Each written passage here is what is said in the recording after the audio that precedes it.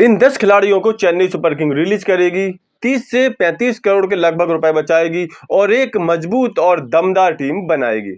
जी हाँ, इस साल के अंत तक एक मिनी ऑक्शन आईपीएल में होना है, जिससे पहले की कई सारी बड़ी बड़ी फ्रेंचाइजी अपने कई सारे बड़े बड़े महंगे खिलाड़ियों को रिलीज कर सकती है या फिर ट्रेड कर सकती हैं। और उसके बाद इस साल के अंत तक हमें देखने को मिलेगा एक और मिनी ऑक्शन, जिसमें कि टीमें अपने द्वारा रिलीज किए खिलाड़ियों को ही सस्ते में खरीद सकती हैं या फिर किसी नए खिलाड़ी को भी खरीद सकती हैं। यानी कुल मिलाकर के हमें इस सीजन भी कई सारी टीमों में बड़े बदलाव देखने को मिल सकते हैं। ऐसे में चेन्नई सुपर किंग, जिसका कि हालिया प्रदर्शन कई सालों में खराब रहा है, उसके बारे में चर्चा बड़े जोरों पर है कि वो अपनी टीम में बड़े स्तर पर फेरबदल कर सकती है। चर्चा तो ये है कि वो कम से कम 10 खिलाड़ियों को रिलीज करेगी और कम से कम 30 से 35 करोड़ रुपए बचाएगी और फिर ऑक्शन में जाकर के कुछ खिलाड़ियों को मोटी रकम देकर के बड़े आराम से अपनी टीम में मिलाएगी और एक मजबूत टीम बनाएगी। तो आखिर किन खिलाड़ियों को रिलीज करने का प्लान बना रही है चेन्नई सुपर किंग और किन खिलाड़ियों पर उसकी नजर है कि वो दूसरी टीमों से उन खिलाड़ियों को अपने यहाँ खरीद ले, या तो ऑक्शन में या फिर ट्रेड करके। तो आपको बता दें कि जो 10 खिलाड़ी हैं उनमें आर अश्विन सबसे महंगे खिलाड़ी होंगे, जो कि 9.75 करोड़ रुपए में खरीदे गए थे, लेकिन अब हो सकता है उनको रिलीज कर दिया जाए। इसके अलावा ड्वेन कॉनवे को भी रिलीज किया जाएगा, जिनको कि 6.25 करोड़ रुपए में खरीदा गया था। सचिन रविंद्र को भी रिलीज किया जाएगा 4 करोड़ रुपए में। राहुल त्रिपाठी 3.4 करोड़ में खरीदा गया था, रिलीज किया जाएगा। सैम करन 2.4 करोड़ रुपए में खरीदा गया था, इनको भी रिलीज किया जाएगा। इनके अलावा गुरजपनीत सिंह 2.2 करोड़, नाथन एलिस 2 करोड़, दीपक हुड्डा 1.75 करोड़, जेमी एबर्टन 1.5 करोड़ और विजय शंकर 1.2 करोड़, इन सारे खिलाड़ियों को रिलीज करने की खबर है।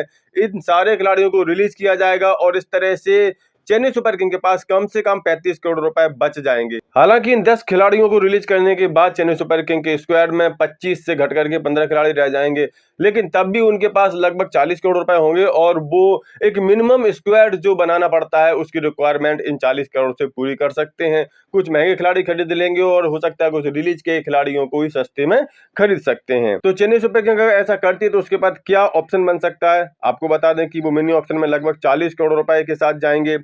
10 खिलाड़ियों को रिलीज करके 15 की टीम बचेगी इनकी। इसके बाद 40 करोड़ में वो लगभग 5-6 प्लेयरों को खरीद सकते हैं। सबसे बड़ी प्राथमिकता इस समय सीएसके की संजू सैमसन है। संजू सैमसन को वो हर हाल में खरीदना चाहेंगे।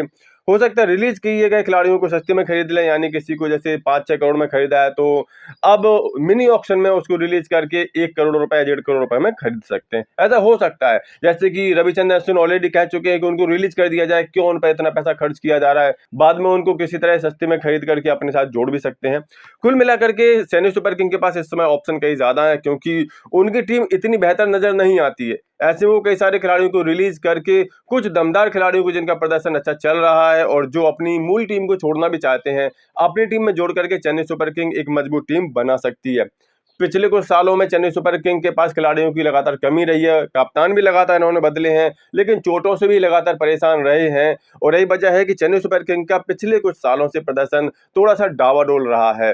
ऐसे में चेन्नई सुपर किंग निश्चित तौर पर इस अगले सीजन के लिए एक दमदार टीम बनाना चाहेगी और सुनने में तो आया कि शायद वो संजू सैमसन को किसी भी हाल में या तो ट्रेड करके या फिर मिनी ऑक्शन में खरीद करके अपने साथ जोड़ेंगे और शायद कप्तान भी बना लेंगे।